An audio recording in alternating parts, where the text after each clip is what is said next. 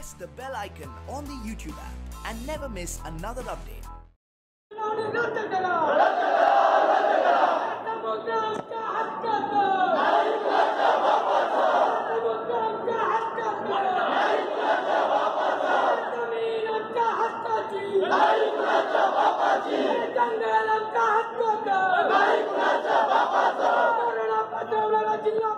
जिल्हा व्यवस्थापनाच्या विरोधात पालघर जिल्ह्याच्या पश्चिम किनारपट्टीवरील शेतकरी, बागायतदार, समाजसेवक, भूमिपुत्र शासन व्यवस्थेच्या विरोधात तीव्र संताप व्यक्त करतो.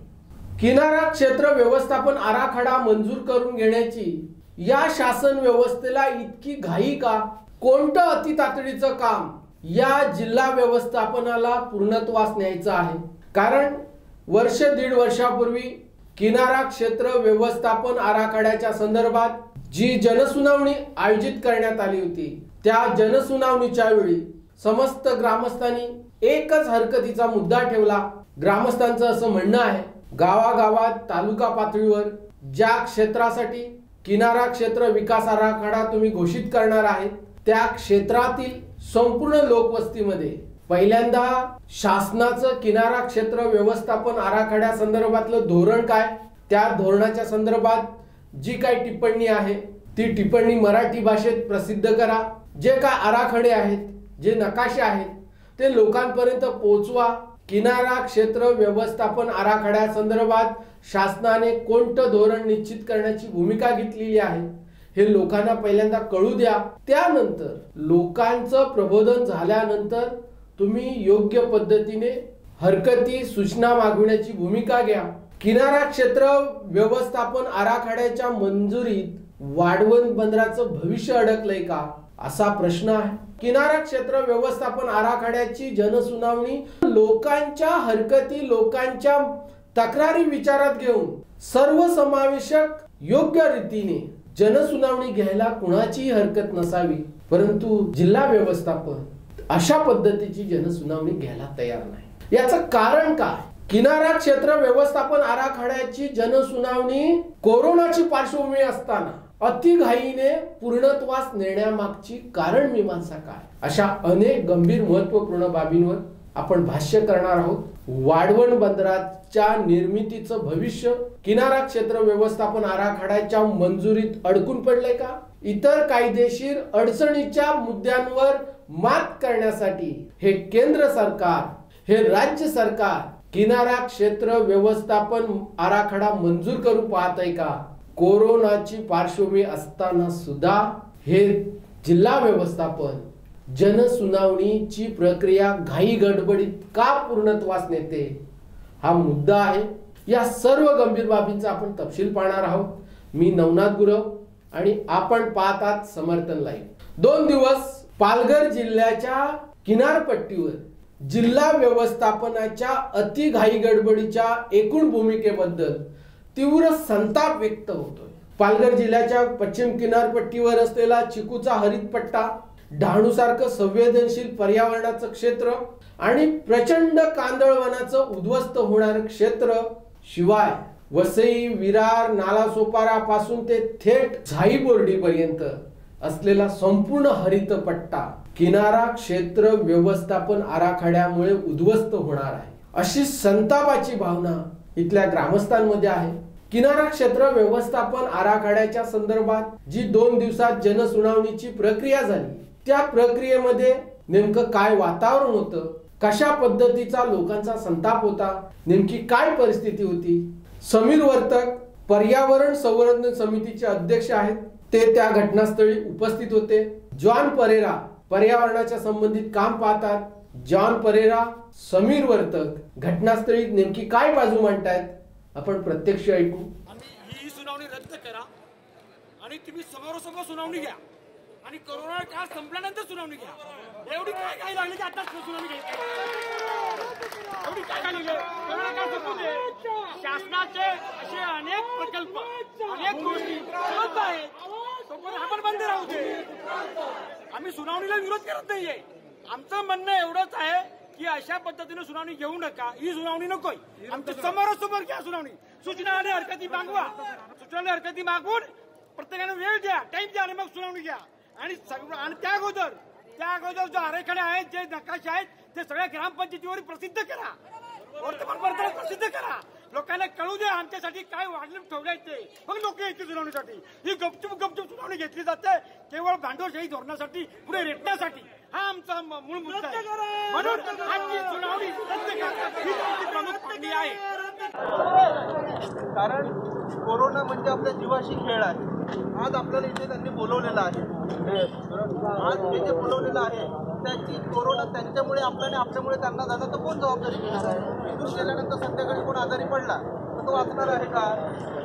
त्याच्याकरता देशभरामध्ये लॉकडाऊन आहे. देशभरामध्ये लॉकडाऊन असताना आणि जनसुनावणी घेण्याचा पहिला घाट घातला कसा? घातला पहिला त्यांनी ऑनलाईनचा घातला. आता ऑनलाईनच्या संदर्भात आपल्याला कोणाला माहिती आहे का? कोणी ऑनलाईन कधी सुनावणी केली आहे का? म्हणजे मिटिंग कधी अटेंड केली आहे का? म्हणजे ज्यावेळी सुरुवातीला 30 नोव्हेंबर 2018ला 30 नोव्हेंबर 2018ला जेव्हा हे आराखडा पहिला प्रसिद्ध झाला तेव्हा कोणाला कळलेला का तो? बघा, 29 जानेवारी 2019ला जनसुनावणी ठेवलेली. त्यावेळी आपली मागणी तीच होती की आम्ही पालघरमध्ये म्हणजे महाराष्ट्रात राहतो, महाराष्ट्राची मातृभाषा मराठी आहे आणि एक स्पष्टपणे गव्हर्नमेंटचा GR आहे की महाराष्ट्रामध्ये प्रत्येक GR हा इंग्रजीप्रमाणे मराठीत पण प्रसिद्ध झाला पाहिजे. तो आजपर्यंत झालेला नाहीये. आपली ती मागणी होती 29 जानेवारी 2019ला. आजपर्यंत त्यांनी आपली ही छोटीशी मागणी जी आपल्या हक्काची आहे ती पूर्ण नाही केलेली आहे. बरं, आपण त्या संदर्भात सगळं पत्रावर प्रत्येकाने केलेलं आहे. प्रत्येकाने अगदी कालपर्यंत प्रत्येकाने पत्रावर असा केलेला आहे की ही जी काही जनसुनावणी आहे, आम्ही कोस्टल झोन मॅनेजमेंट प्लॅन जो आहे त्या संदर्भात आम्ही जनसुनावणी द्यायला तयार आहोत. पण कोरोना पिरियड संपल्यानंतर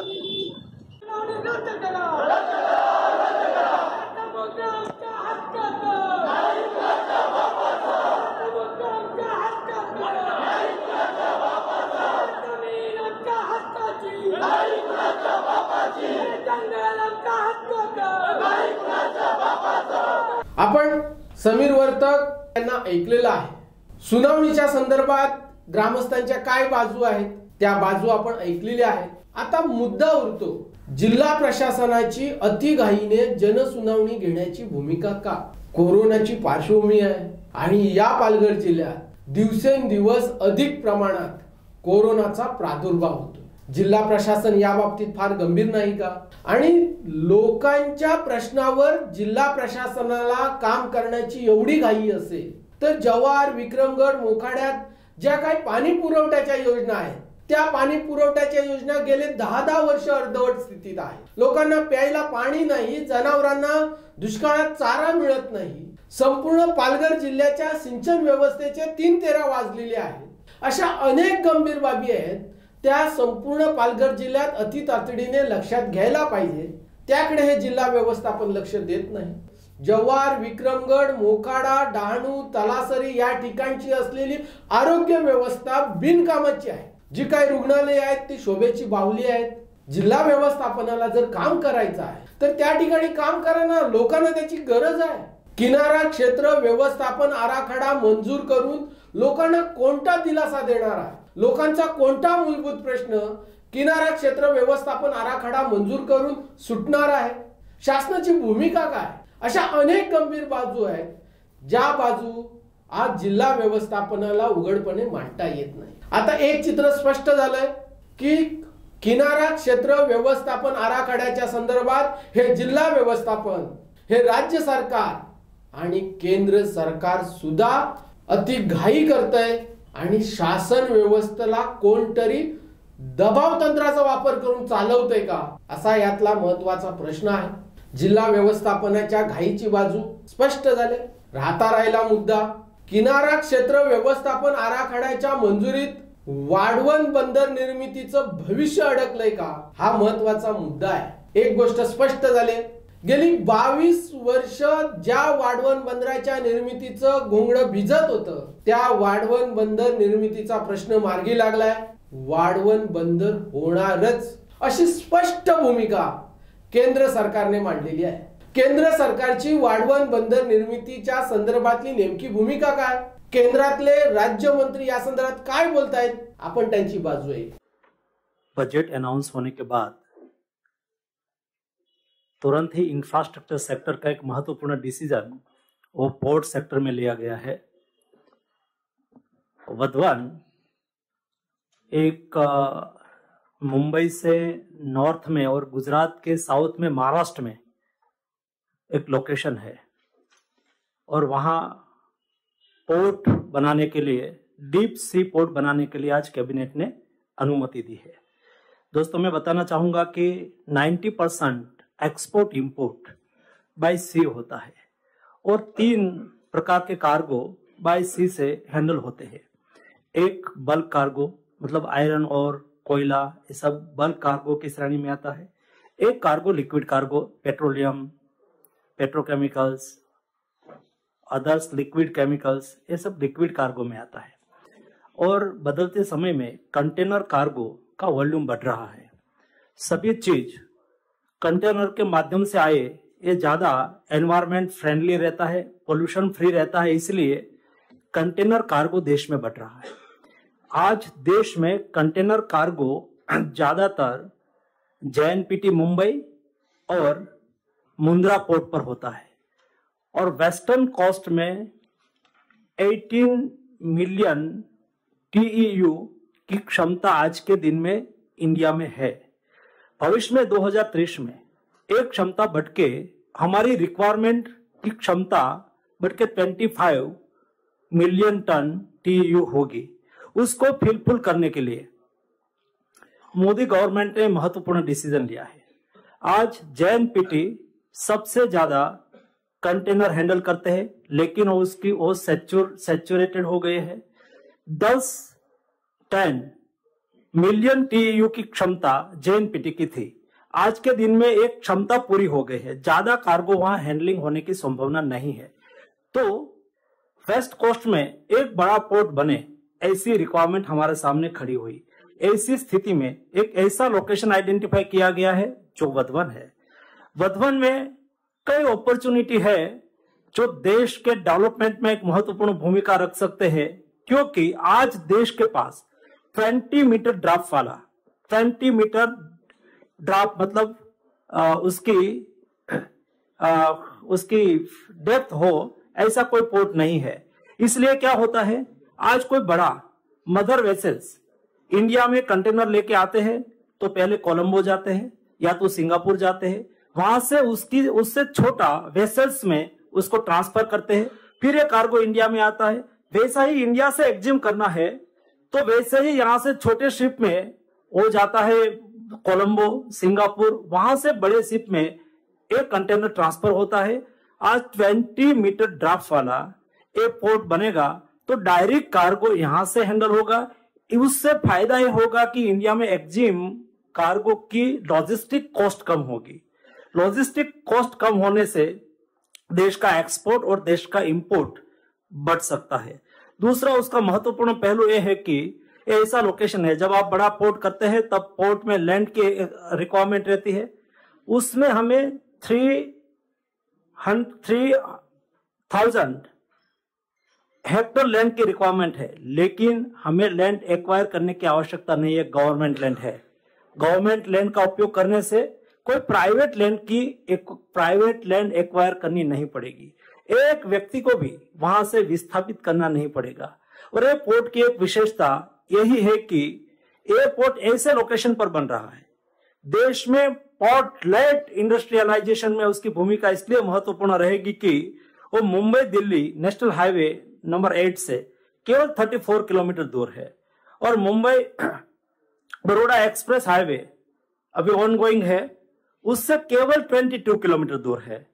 सबसे महत्वपूर्ण विषय यह है कि मुंबई दिल्ली फ्राइट कॉरिडोर जो है उससे 12 किलोमीटर दूर है और मुंबई दिल्ली रेलवे ट्रैक से, रेलवे लाइन से भी केवल 12 किलोमीटर दूर है। मतलब सब इंफ्रास्ट्रक्चर रेडी है, केवल कनेक्टिविटी देनी है। ये कनेक्टिविटी देने से, पोर्ट बनने से सुविधा यह होगी, दक्षिण गुजरात वापी इंडस्ट्रियल एरिया है, वहां से मध्य प्रदेश में इंदौर तक इंडस्ट्रियल एरिया है, महाराष्ट्र की इंडस्ट्रीज और उसका इंडस्ट्रियल प्रोडक्ट, उसकी रिक्वायरमेंट एक्जिम और इंपोर्ट, वैसे ही नॉर्थ कर्नाटका से लेके महाराष्ट्र से लेके सब क्षेत्र के लिए एयरपोर्ट एक्सपोर्ट इंपोर्ट के लिए बहुत महत्वपूर्ण साबित होगा। और जहां ये पोर्ट बन रहा है, ये पोर्ट ट्राइबल एरिया है। ट्राइबल एरिया में इतना बड़ा इन्वेस्टमेंट आने से, इतना बड़ा पोर्ट डेवलप होने से, डाउनस्ट्रीम इंडस्ट्रीज डेवलप होने से वहां जॉब अपॉर्चुनिटी ओपन होगी, वहां के लोगों का जीवन में बदलाव आएगा। इस दृष्टि से उसका लोकेशन का महत्व है। और कुल मिला के 51,000 करोड़ रुपीज का इन्वेस्टमेंट होना है। ये इन्वेस्टमेंट होने से आज के दिन में देश के पास 12 मेजर पोर्ट है। ये 13वां मेजर पोर्ट बनेगा। और ये मेजर पोर्ट बनने से देश में लॉजिस्टिक कॉस्ट कार्गो की कम होगी। आज के दिन में हमारे पास 2 ही सेक्टर है देश की लॉजिस्टिक कॉस्ट को कम करे।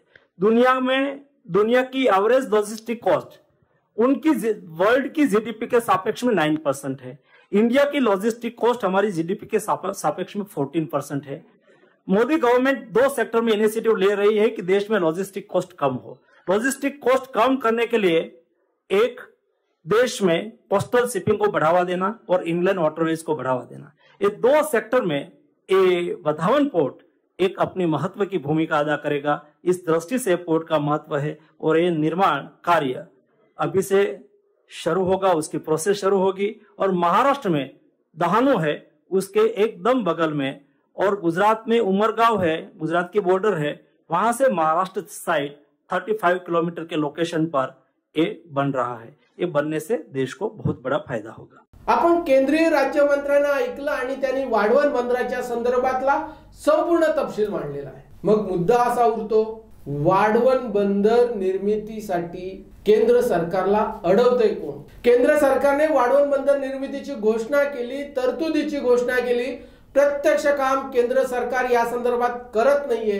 केंद्र सरकारला जी अडचण आहे ती डहाणू पर्यावरण प्राधिकरणाच्या नियमावलीची। जर वाढवण बंदर निर्माण करायचं असेल तर या तांत्रिक मुद्द्यावर मात करण्यासाठी या केंद्र सरकारला किनारा क्षेत्र व्यवस्थापन आराखडा मंजूर करून हवाय का? जर किनारा क्षेत्र व्यवस्थापन आराखडा मंजूर झाला तर तो एक कायद्याचा भाग होईल आणि किनारा क्षेत्र व्यवस्थापन आराखडा केंद्र सरकार उद्या सर्वोच्च न्यायालयासमोर मांडील। कायद्याच्या कसोटीवर सर्वोच्च न्यायालयात वाढवण बंदर निर्मितीचा निर्णय अडचणीत येऊ नये म्हणून केंद्र सरकारला किनारा क्षेत्र व्यवस्थापन आराखडा मंजूर करून हवाय का?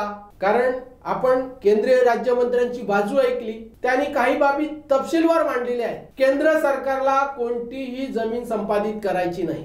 वाढवण बंदर जे होणार आहे ते समुद्रात होणार आहे। वाढवण बंदराच्या बाबतीत केंद्र सरकार काय फायद्या तोट्याची बाजू बोलतंय हे आपण ऐकलेलं आहे। आपल्याला त्या विषयावर भाष्य करायचं नाही। मुद्दा असा आहे, केंद्र सरकारने निर्णय घेतलाय परंतु केंद्र सरकार आपल्या निर्णयाची अंमलबजावणी करू शकत नाही। त्याचं कारण असं आहे, सीआरझेडची नियमावली, डहाणू पर्यावरण प्राधिकरणाची संपूर्ण पार्श्वभूमी, संवेदनशील डहाणू मध्ये वाढवण बंदर जर निर्माण होत असेल तर त्याला सर्वोच्च न्यायालय कायद्याच्या कसोटीवर रोखेल ही भीती केंद्र सरकारला भेडसावते। आणि केंद्र सरकारने वाढवण बंदर निर्मितीमध्ये काही खासगी कंपन्यांना जी संधी उपलब्ध करून दिलेली आहे, त्यामुळे खासगी कंपन्यांना आपला वाढवण बंदर निर्मितीचा व्यवसाय कधी सुरू करायचा अशी घाई झालेली आहे। केंद्र सरकारची अतिशय अल्प गुंतवणूक या वाढवण बंदरात असणार आहे। देशातलं 13वं सर्वात मोठं बंदर वाढवण बंदर असणार आहे। 20 मीटरची खोली असलेलं हे देशातलं मोठं बंदर असणार आहे। वाढवण बंदरातून साधारण 16,000 ते 25,000 कंटेनर एका शिप मधून थेट परदेशात जाणार आहेत। इतक्या मोठ्या बोटी थेट वाढवण बंदरात येणार आहे आणि तेवढीच मोठी दळणवळण यंत्रणा या ठिकाणी उभी राहणार आहे। किनारा क्षेत्र व्यवस्थापन आराखडा मंजूर करून या केंद्र सरकारला वाढवण बंदर निर्मितीसाठी लागणारी जी काही दळणवळण व्यवस्था आहे ती निर्माण करायची आहे। मोठमोठे रस्ते निर्माण करायचे आहेत। वाढवण बंदर निर्मितीच्या संदर्भात पहिल्या पायरीवर जी काही मूलभूत व्यवस्था हवी होती ती मूलभूत व्यवस्था केंद्र सरकारने पूर्ण करण्याची प्रक्रिया सुरू केली आहे। मुंबई अहमदाबाद महामार्ग, वडोदरा एक्सप्रेस, दिल्ली कॉरिडॉर या सगळ्या गोष्टी वाढवण बंदरापासून किती जवळ आहेत हे आपण आता केंद्रीय राज्यमंत्र्यांकडून ऐकलेलं आहे। या गोष्टी स्पष्ट झाल्या। राहिला मुद्दा वाढवण बंदराच्या संदर्भात जो ग्रामस्थांचा विरोध आहे, तो विरोध एका वेगळ्या मुद्द्यावर मोडून काढायचा आहे आणि तो विरोध मोडून काढण्यासाठी या संपूर्ण पश्चिम किनारपट्टीवर प्रशस्त अशी वाहतूक व्यवस्था निर्माण करायची आहे। वाढवण बंदराच्या पार्श्वभूमीवर अपेक्षित असलेली दळणवळणाच्या संदर्भातील प्रशस्त वाहतूक व्यवस्था केंद्र सरकारला, राज्य सरकारला पश्चिम किनारपट्टीवर निर्माण करायची। त्या निमित्ताने या केंद्र सरकारला, या राज्य शासनाला किनारा क्षेत्र व्यवस्थापन आराखडा मंजूर करून हवा आहे। किनारा क्षेत्र व्यवस्थापन आराखडा मंजूर झाला तर या पश्चिम किनारपट्टीवर केंद्र सरकारला, राज्य सरकारला प्रशस्त रस्ते निर्माण करताना कुणी अडवू शकत नाही।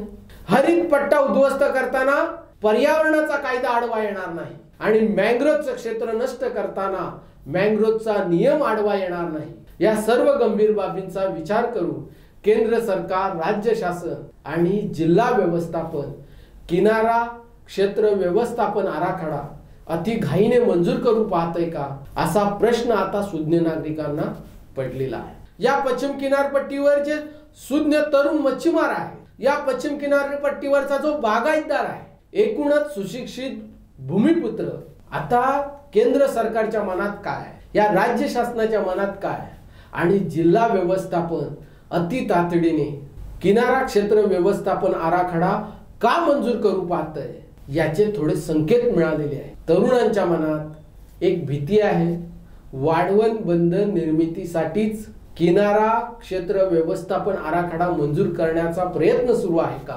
ती भीती आपण या ठिकाणी मांडले। वाढवण बंदर निर्मितीच्या संदर्भात लवकरच काही हालचाली सुरू होतील असे संकेत मिळत आहेत। JNPTच्या अधिकाऱ्यांनी वाढवण बंदर निर्मितीच्या अनुषंगाने या परिसराची पाहणी केली। बरेच दिवस वाढवण बंदर ज्या ठिकाणी निर्माण होणार आहे त्या संपूर्ण समुद्र क्षेत्रामध्ये हेलिकॉप्टरने पूर्ण सर्वेक्षण झालेलं आहे।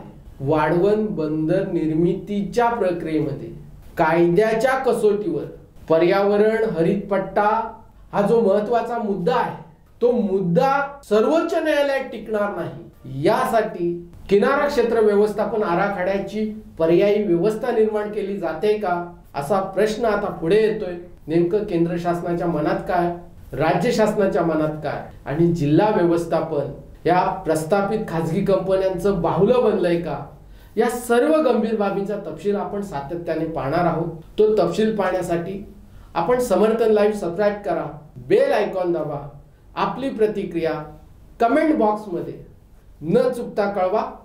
धन्यवाद।